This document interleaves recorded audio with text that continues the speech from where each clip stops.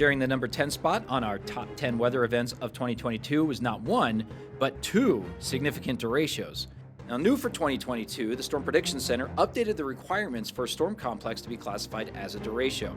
It must now produce a swath of damage 60 miles wide and 400 miles long, almost continuous reports of at least 58 mile per hour winds along its length, and several at least 75 mile per hour wind gusts.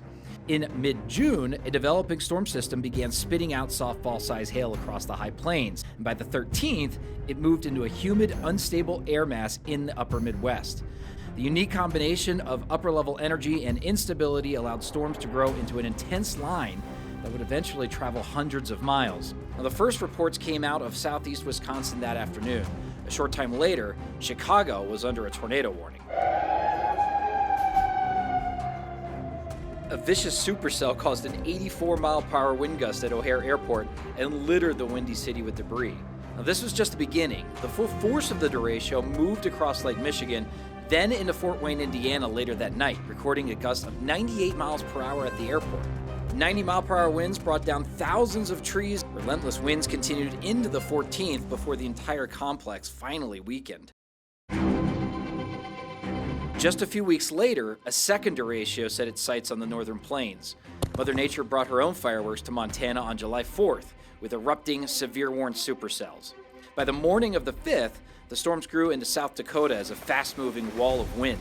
As the instability grew with afternoon heating, so did the ferocity of the storms. But we did have two locations that had gusts in excess of 90 miles per hour, one in Huron and one near Howard, South Dakota, which was in that 95 to even close to 100 mile per hour range. Later that night, the Sioux Falls Airport recorded sustained winds of about 58 miles per hour for 45 minutes with a top gust of 80 miles per hour, all accompanied by an eerie green sky.